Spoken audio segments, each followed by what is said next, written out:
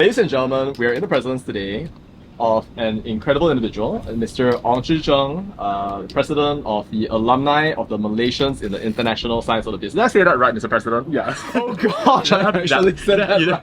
You don't have to be that formal. Okay, alright, cool. You just call it AMISO. President of AMISO. Yeah. Zhi Zheng right here is not only the president of the AMISO organization, but is also himself a multiple Olympiad winner. Congratulations on your incredible achievements. Thank you. Wow, it's like you've bagged medals essentially in, I believe, the 53rd International Physics Olympiad. You received a silver medal for that, and also you received a gold medal in the recently concluded Astrophysics Olympiad. Astrophysics Olympiad. Congratulations! Wow. Thank you. How do you feel? Like, I mean, I feel like it's been a milestone because like last year I joined these two Olympiads as well, but I didn't really I didn't have enough time to prepare. Well, like this year when I joined again with the experiences I've had last year, it feels much more different and like it feels like a milestone. A milestone, huh? Yeah. Wow. It's like you joined the International Astronomy Olympiad last year as well, and you also joined the Physics Olympiad. Like that. Yeah, both of them. I see. Wow, incredible. And by extension, and this is not an exaggeration, by the way, this essentially means that you are the best astrophysics student in the entirety of Malaysia, probably within the world as well, and also the best physics student in the entirety of Malaysia. I'm not, the thing is I was very lucky in these Olympiads, they have these cutoffs for different medals, and I was very close to silver cutoff for the astrophysics one, and then very close to the bronze cutoff for the physics one. So I think luck also played a very big part. So I see, cool. Yeah. But how did you do in the Olympiads last year when you took part? Well, last year I got the bronze in the physics one, and only an honorable mention in the astrophysics one. Wow! So that is something to write about. From honorable mention to gold is a story to write about. That is indeed a story to write about. Yeah. And with that in mind, here is my little surprise. I did mention that I had a surprise for you here. This one is from Jechin, right? Yeah. Well, I think you told me something about this during the course of our first call together. You were telling me that basically this is the Olympiad. What do you call it? It is the telescope. The telescope that's given they give to out you in the selection camp. I see. Cool. Will you tell me how to use it? You have to unscrew this and then stick it in. Screw it. Okay. And then when you stick it in, you screw it back. I see. Okay. But it's currently very bright, and I think the only thing I look at are windows but that's invading privacy. But okay.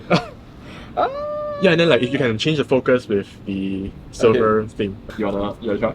Well, this 2,000 years later.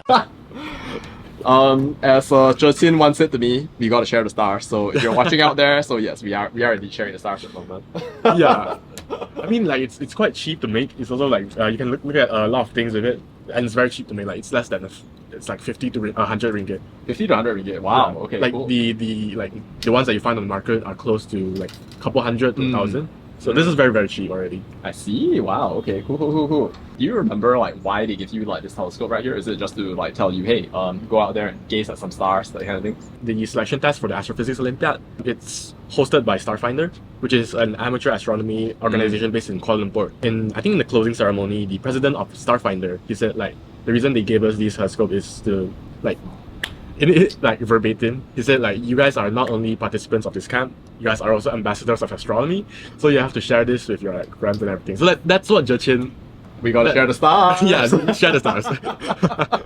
Because the thing is, the selection test is much more than just a selection test for them. It's more spreading the word of astronomy, because I see. Nobody it's a very overlooked subject, I think, in my opinion. And then although it's very overlooked, I think it's very fundamental still. So I think that Olympiads are an incredible opportunity, and I regret that I myself didn't have the chance to essentially take part in them right here. But before we even go into the specifics of AMISO and what it does right here, maybe will you share a little bit about your personal journey into the Olympiads, or even before we start with that, maybe could you share a little bit about what started off your interest in science, maybe?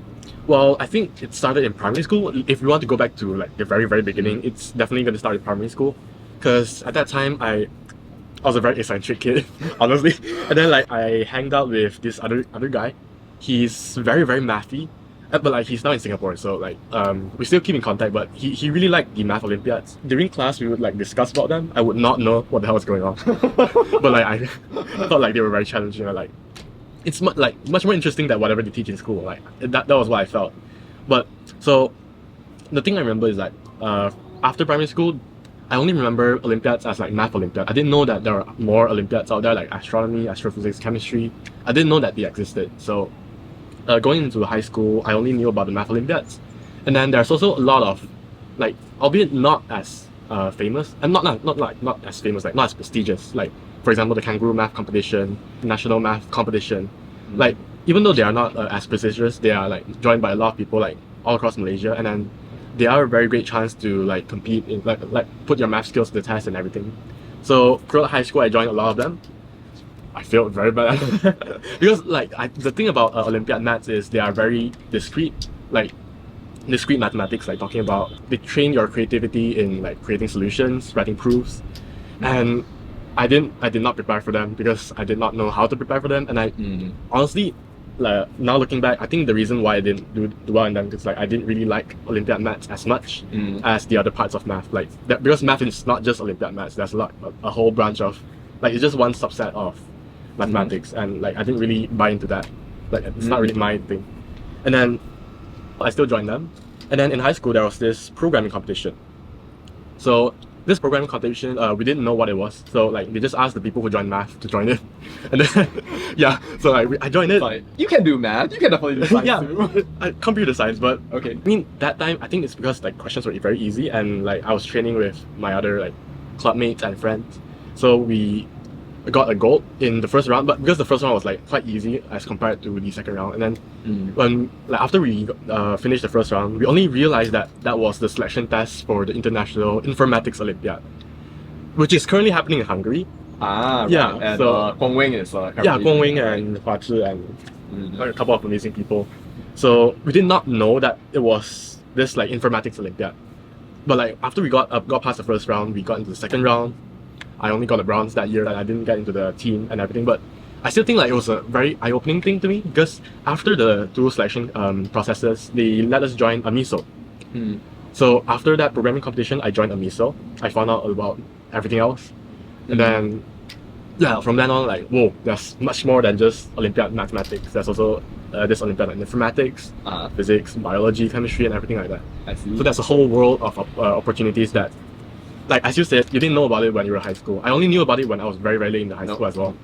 So I think that's also the same story for a lot of my friends, like a lot of my seniors who are much, much smarter than me, but they did not get a chance to join them because they did not know that they existed. I see, cool. Yeah, so also the funny thing is when I was in Form 2, yes, I joined this astronomy competition. I just thought it was a very fun competition to join. It was an astronomy competition, and I did not know it was for IOAA.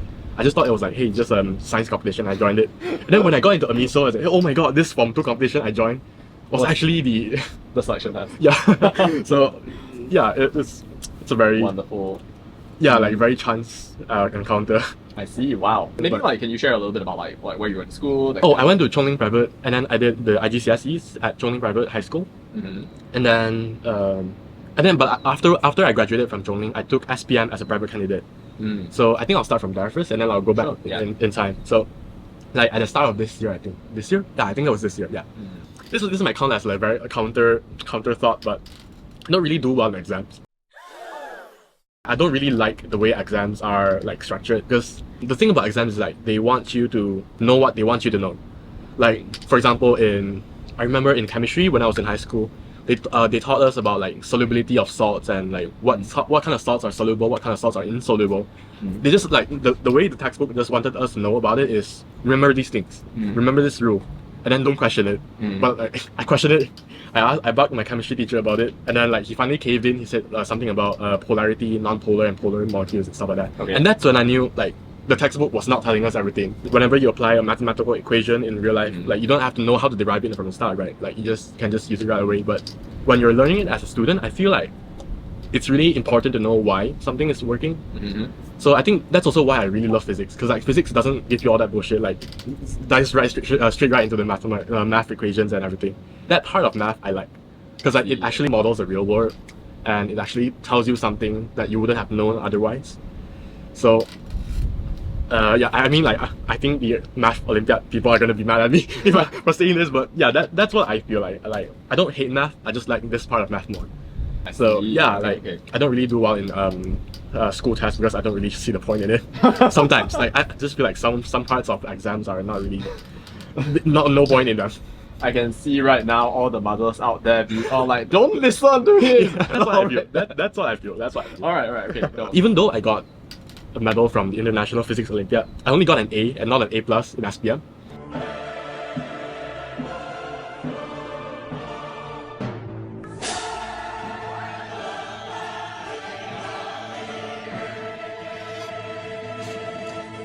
Astrophysics. Yeah, so like I did not know why, but after talking to a lot of friends, I just realized that it's kind of my fault as well. The thing about exams is that you have to play with their games, play with their rules. And then after getting my results, and then my friends are asking me, hey, why your physics don't get A plus? And then I was like, I don't know why. And then like they asked me a lot of questions like, what do you do? And then like we talked about this SPM essay part. Yeah. So like apparently in the paper there's this essay where you have to write a whole essay about like a physics phenomena. And then for this year it was like talking about how a house can naturally cool itself. Like so you have to talk about like heat conduction, heat convection, radiation. Yeah. Like why you have to choose the white walls, why you have to open the windows and stuff like that. Okay. Or open or close the windows, stuff like that. And Okay. Help so people. yeah, so there was this essay question, and I just wrote whatever I thought. And after I got the results, they told me that yeah, you have to have a format for that. And like, there's a format for this. So, yeah. So like, I think that's why. See. Yeah, I did not know there was a format for that. And that is indeed. yeah. Currently, by the way, so we are in Zhi Zheng's school right here at Inti College Penang, which incidentally, I don't know whether it's like something in the water right here, but like this school has produced like okay, I'll just show you the elevator poster right there. From the elevator poster, you can see that basically this school has produced like multiple Olympiad medalists. Don't know whether it's something in the food, maybe something in the Zafan that we just. I don't know. But actually, I don't know. Maybe it has something to do with Penang because you know what? I have a transcript right here that I'd like you to read. So a couple of weeks ago, I actually interviewed Malaysia's current head coach for the IMO team, Mr. Ivan Chan. And yeah, oh Penang? Yes, correct. Oh wow, gosh, so many smart kids from Penang. Okay. 3 IMO gold medalists are from Penang, so I think that counts. Yeah, so I don't know, like maybe there's something in the water, you know, like hashtag Penang Pride. All the char kway teow. I might be for all we know. Okay, alright, yeah, cool. And then now you're doing A levels, right? Yeah, A levels. And So then, there's still kind of some of the aspects, but I feel like it's getting more in depth. Like getting into why like some like as I said just now, why some salts are soluble, why some salts are not. Like it actually tells you why. Actually asks you to calculate why, like how like the extent of solubility and stuff like that. So I feel like A levels it's getting into that territory of comfort, I think. I see. Okay, cool. Yeah. So going back to high school, like going back inside right now. In my high school, I was like I devoted a lot of time to a club, an electronics club. So yeah, because I said I didn't really like exams, so like it's not that I didn't really study much, it's that it wasn't my main focus. Like Right. I did study for exams, but only during close to exam seasons. Other than that, I was focusing on my electronics club. So I joined that throughout 5 years of my high school, and then currently I still go back sometimes to like help with some of the other things. Wow. So yeah, like before this interview, we talked about like the gimbal. Oh yeah. Yeah, so, yeah, I built. You probably built a better one. No, it was very flimsy, but yeah, like in the electronics club, we were like, it's more like RBT. Like if you guys know what RBT is, it's like kemahiran hidup, something like that. It's kind of like that, but more hands-on. I devoted a lot of time to that. From there I learned a lot about like electronics. That's where I really got to like be very hands-on with the physics experiments, like learning about capacitors, learning about resistors, and like although it's a very small part of physics, but I learned a lot from the hands-on part. And I see. Cool. yeah, I feel like that. Yeah, I feel like that's where I learned a lot I see. and grew a lot. Well, I'm still very grateful for the coach because they really spent a lot of time on the club. on the club. Yeah. I can imagine. Yeah. Yeah. Wow. But you are giving back though, like in your capacity as like AMISO president and of that nature. Yeah, that's the ideal case. Various That's the ideal case. Well, okay. In any case, well, you have clearly demonstrated talent on an international level, like in physics and also in, well, astrophysics, I guess. But like, I guess, do you feel that like you're equally passionate about both, or do you feel that like your inclination leans a particular way? I feel like I'm equally passionate about both. But Do you have any favorite? no, I think both are my favorite. It's kind of like you ask a mother which one's your favorite child. They always say it's all of them. Both of them are my favorite. Yeah, All of them are my but favorite. yeah, but yeah, I really can't pick. Both of them are my favorite. Do you have any favorite concept? Well, I guess like maybe not like from physics or from astrophysics, because like they're both like interlinked with one another, right? Mm-hmm. But do you have any favorite like scientific concepts Uh, or like things that like continually draw your interest or attention? I think no, a lot of things pique my attention, but I think I'll talk about one thing that I learned 1 month ago is that you know how the sun rises and sets every day. Yeah, yeah. So if you put a stick on the floor, it has a shadow, right? Yeah, yeah. So this shadow always traces out a conic section. Like a circle, an ellipse, a parabola, hyperbola. It always traces out one of them. Okay. Like no matter where you are on Earth, no matter what day you are, no matter what part of the year you are in, no matter what planet you are in, it always traces out a conic section. That's a mind blowing thing I like learned 1 month ago. So it still sticks to me right now. Like Okay. how come I had never thought of that before? But Never thought about that before. yeah, but Like it has a relationship, I guess, to like the mathematical nature of the universe. Perhaps. it's geometrical nature. Yes. Geometrical nature. That's well. Looking forward, then I guess in your journey through the Olympiads, I guess, do you have any, I guess, like special memories or experiences that essentially come to mind? Well, of course, like there's of course like the seemingly infinite number of selection tests that you have to go through. I've seen like pictures of like people traveling. Something right there and like having But yeah, maybe like you could share some experience with your time in the Olympiads. Let me think. There's a lot. I remember this one time. That's like the entirety of like a lifetime right here into like a few minutes. No, it's not a lifetime. Like a couple weeks into like one. I feel like the more memorable one was like in Astrophysics Olympiad that just passed.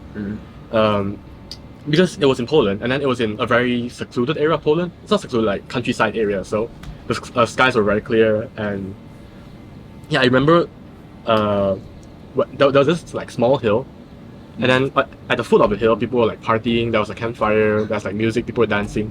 And then on the top of the hill there was also a lot of people, but there was no fire, there was no lights. But there was a lot of people because they were photographing the Milky Way. So like I just remember sitting there like looking at all these nerds. Wow. You say all these nerds, but you're like I mean I am one of the nerds. I'm proud to be a nerd actually. But, looking at all these people being so passionate about like taking a picture. I mean like look at the fan that you just brought right here. Oh yeah. Also this is one of the more memorable ones from the Physics Olympiad. Oh wow! I didn't think that you were gonna say anything about that, but yes, tell me more. Yeah. So about this fan, I got it from the Physics Olympiad. So the thing about Olympiads is, although it's a week long, the exams are only lasting for like 2 to 4 days, 2, 3 or 4 days, like depending on which Olympiad you join. Like for the physics one, it's only 2-day exam, and then the rest of the Olympiad is excursions, having fun with people. Yeah, holiday. But one of the workplaces that they brought us to was this KEK. It's actually like, if I'm not wrong, I'm sorry if you know Japanese and I'm butchering this, but KEK, K stands for high, E stands for energy, and this is collider, so high energy collider. So if you know Chinese, Chao means like super. So like basically this one was the original particle collider, and then they built an upgraded version called Super KEK. So we visit that place. Like basically what they were doing is you know how there's you know how electrons have an antimatter cousin called the positron. Yeah. So they basically collide electrons and positrons, and then like they investigate. Like the results. Yeah, the results from. Okay. So like it was a very big facility. That was the first time I saw something that big. It was really mind blowing. Like looking at something like the thing that you were always thought like, because these particle collider problems, they are very common in the Physics Olympiad and in the selection tests and everything. But it's the first time that you get to see them in real life, see them in person, like seeing what you're actually calculating. Wow. Like interesting. Yeah, the whole facility. You know, that actually leads us quite naturally into the next part of our conversation. And what I'm interested to kind of understand right here is, I guess, you study physics in SPM, for example. Yes. And of course, you can do physics in the Olympiad setting as well, but how are these different, if you could share? Well, as I talked about just now, like in the SPM, in like normal exam papers, they have this format you have to follow, you have to play by their games, you have to play by their rules. Even in A levels, like, they have questions like define so and so, like give the definition of so and so, and then you have to like actually give the definition that you want in the mark scheme. In A levels, they have this question called like define what is meant by antimatter. So you have to say it's the same particle but with the opposite charge. But in the actual particle physics setting, I know for a fact that they have a lot more parameters for each particle, so like strangeness, charmness, stuff like that, and then they define it in that more niche setting. So like that's the actual definition that's actually useful, because in the math equations you have to actually use these properties. But like in A levels, you just have to memorize, oh, okay, opposite charge, 1 mark. So yeah, so that's the thing. Like, like it doesn't make sense now, but it will make sense later. So yeah, the thing I don't like about exams is like you like learn about it now, but you use it later. I see. Yeah, so. And physics Olympiad questions also, they tend to be a lot more like complex, right? For example. Yeah, I mean in physics Olympiad, they also have. It's not that they don't have this. They also have this kind of like know this now but use it later, but it's in the same problem. So like, maybe in problem 1 they ask you to like derive an equation, and then this problem 2, problem 3 doesn't have anything to do with it. But then problem 4 uses the results from problem 1. So that's the thing. Like in problem 1 you don't know why you're doing this, but when you get to problem 4, oh, I have to use this result. I see. So everything is kind of like interrelated and that a whole lot. For good problems, like if the problems are written well, it's most of the time it's like this flow. But if they're like just like normal problems, like it's not maybe if they are like badly written problems, then yeah, because like not all problems in the physics Olympiad, some of them are you question why they are there. But yeah, I see. Yeah, some of them are very thought-provoking. Okay. Well, I guess maybe how do you feel that representing Malaysia in the Olympiads has influenced your perspective on science and education, and I guess like the way that, well, science is being taught or could be taught better? Well, I think after joining the Olympiads, I'll just say this, I'm not sure how to put this in a very good way, but after joining the Olympiads, I just realized that Malaysia has much more talent than it thinks it has. Interesting. Yeah, okay. So like it has a lot of talents, but most of the talents go overseas. And like that's true. Yeah, I mean like that's like by this point like not really a controversial issue. Like, let me rephrase my thoughts a little bit. So I think I'll start from like the astrophysics camp, because I remember like just now like in the same speech where the president said you're the ambassador of astronomy, he also said that Malaysia doesn't really put as much of a focus on astronomy as the other Olympiads. So the way he put it is Malaysia is still a developing country. It focuses on industrialization and not like blue sky research, for example astronomy or chemistry or physics. Like yes, they do have applications in like industry, but the Olympiad content isn't really industry, right? So from what he said, you would think that Malaysia would put a lot more focus on like, for example, physics or informatics Olympiad, because like computer science and like materials engineering and stuff like that. But they don't sponsor us for like our, like the Malaysian government doesn't sponsor us for our like flight tickets, for registration fees and stuff like that. So like I see. Yeah, so it's kind of like but yeah, it's a very hard thing to talk about, but I think in the future it will be in the future it will be like sorted out, hopefully. But I mean, like that being said, I mean, I've always thought of you know, a place like Malaysia and like its talent ecosystem as being kind of like a place where if you think of like each individual talent, right, like a plant essentially, like maybe not necessarily a flower but like a tree in some sense. I've always thought that, you know, countries that essentially, you know, curate that talent development as being more of like a garden, but often I feel like, you know, Malaysia is more of like, you know, a place where you have like lots of like wild plants, just right? let it sprout. Let it sprout, yeah. Then like some that's a very good way to put it, actually. Yeah. But like, I mean, I don't think I'm giving the full story, because it's not that Malaysia doesn't sponsor students. Malaysia sponsors KPM students, like under the Ministry of Education. So like, for example, we have students from SPM a background, and like they are currently taking SPM. Like they do get sponsored. I'm not saying that it's biased, but because I also get like why they will do it this way, because if you're doing A levels, if you're doing IB, most likely you're gonna be like going to overseas and stuff like that. I see. So I think they're trying to create like an us and them kind of mindset, but I don't think that's a That's very helpful. Yeah, Because, that's not like, very at the end of the constructive. day, I guess like Yeah, we're all have to- Malaysians, right? We're all Malaysians, and we Yeah. all have goals, aspirations. And So I think in the future this will be sorted out, hopefully. yeah, But yeah, I mean, like, that's at the very current least, you state. know, like Anwar Ibrahim basically like posted that Yeah. So a picture of you, yeah. basically No, like it's not like me. It's like everyone in the team. So even yeah, well, including you, everybody in the physics Olympiad team. So like we do have this sort of valuation right there. Yeah. And like we can agree as a society that, you know, having excellent talent is important towards the development of our nation. But the question is like how do we want to implement it, right? yeah.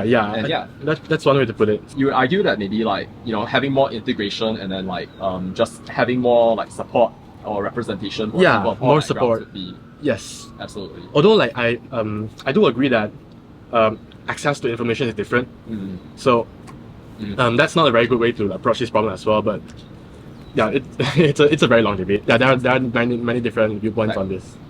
Now let's talk a little bit more about AMISO in particular. So you're the current president of AMISO, that's correct?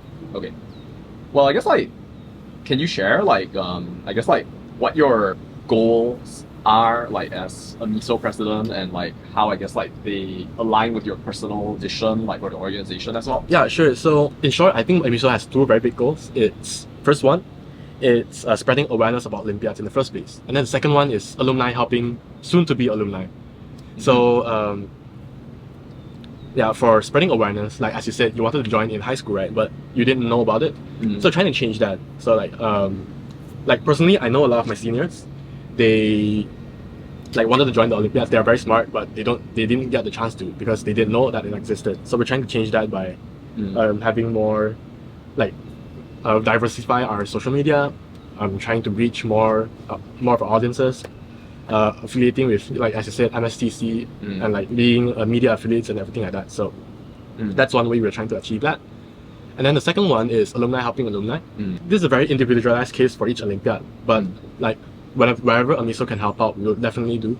Definitely having like more Malaysians target like, you know, that level of achievement, or at the very least, you know, like moving beyond the syllabus of what they're learning in school would definitely be beneficial for society, because Olympiads, they do involve a lot of like creative thinking, right? Yeah, they do. And I mean, it's, as you said, like, you know, something that isn't necessarily cultivated so much in the exam system. I guess if you were to encourage more Malaysians to take part in the kinds of contests that essentially you've had access to so far, I guess like, what would you recommend? Well, I think don't do it for the marks. Like, because I know in like last year I was organizing an event, not necessarily under me, so like it's programming, it's kind of hackathon kind of thing. So when we were advertising, we realized that even though we reached out to a lot of like government schools, the participation from government schools were very low. But in contrast, we only emailed a few international schools, a few private schools, but most of our participation is from those international or like private schools.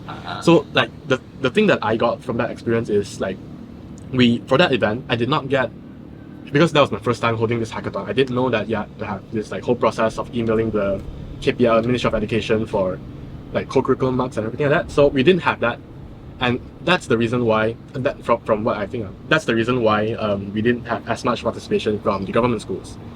So I think that's also the same thing in the, I'm kind of extrapolating right here, but in the astrophysics session tests, I don't, it's not that there isn't, there's just like a higher percentage of the participants are from like private institutions and like A-level institutions. So yeah, so what I gather from that is like the current teenagers of Malaysia, they only do it for like the co-curriculum marks, and they're like very realistic. If they don't have marks, they're not in it. That's what I think. So my advice is like not do it for the marks, just do it for the experience, because like, yeah, even if it's just a very small competition, you don't know who you'll meet, you don't know what kind of problems that will make you think.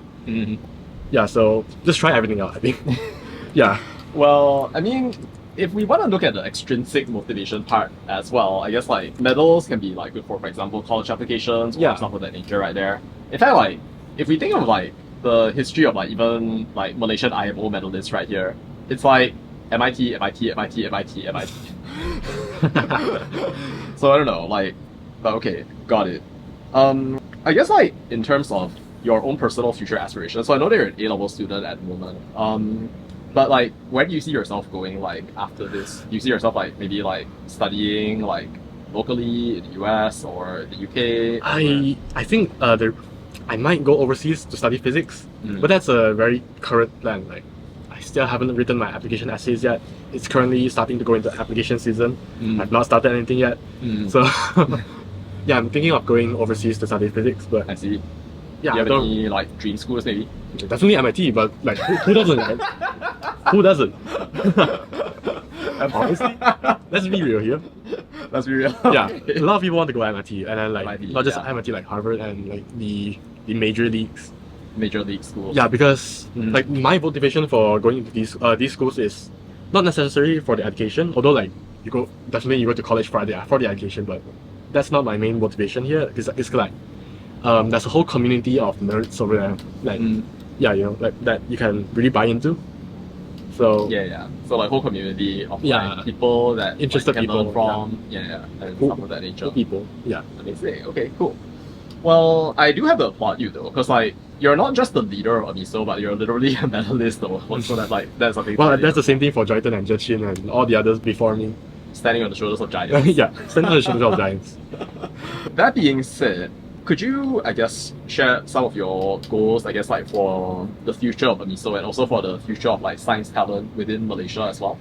Well, I think one, as I said just now, the goals of AMISO are very clear cut. I believe it's like spreading the awareness for Olympiads, and second one is alumni helping alumni. So like,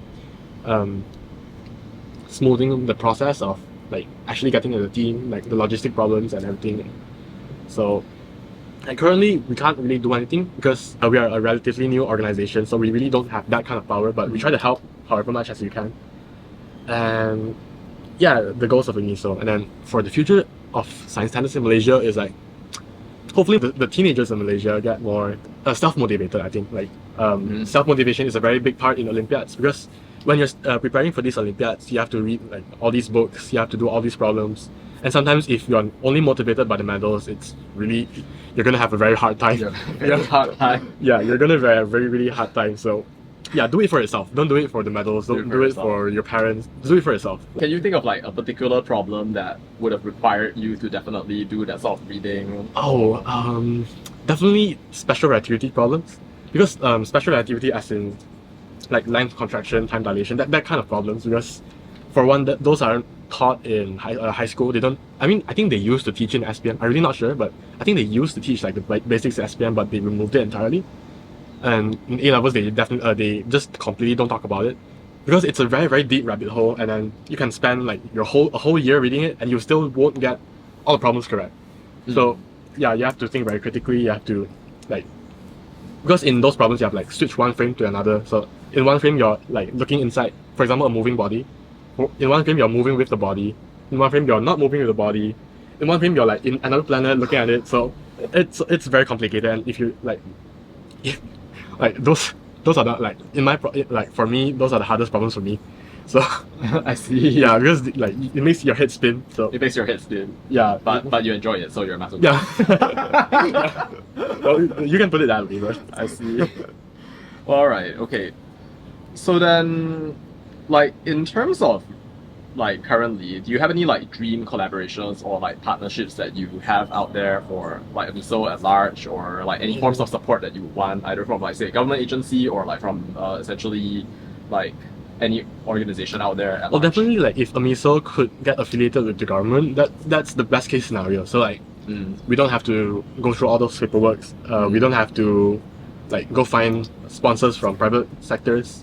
I mean, like talking in the context of Olympiads, not AMISO, because I don't think AMISO is more suitable to find sponsors for Olympiads, but the more suitable ones to find sponsors are like people from those Olympiads itself. Right. So like, I mean, if you're from the government, then like all these selection test organizations would come together and be under the government, and like, yeah, everything will be much more efficient that way. All right. So, what are your, I guess, personal future plans or projects related to, I guess, advancing like science education or talent in Malaysia? So, events under AMISO, there's like events under, like we have 2 competitions coming up. So one is in December. It's an experimentation camp. We're still in the planning, in the works of the planning, but I think it will be out soon. I think in a month or a couple of weeks. So that's an experimentation camp that will be held in Penang, and then in the start of next year we have the second round of the Youth STEM Cup. So yeah, if you've joined the Youth STEM Cup in 2023, 2024 is gonna be hopefully much better, and yeah, those are two competitions that AMISO is going to host. And personally, I mean like that's events under AMISO, and then currently I'm trying to host I'm planning to host like astronomy workshop in Penang, but we'll see how it goes. Like it's in a very rudimentary stage right now. Well, So- I hope that you'll be able to inspire many young astronomers Hopefully. out there to find Share the stars. Yeah. All right, cool. All right, so then true final question then. So like, what do you hope will be the legacy that you will leave on this planet? That's a very philosophical question. I did not prepare for this. That's okay. I mean, like, you can only also prepare for Olympiads to a certain degree.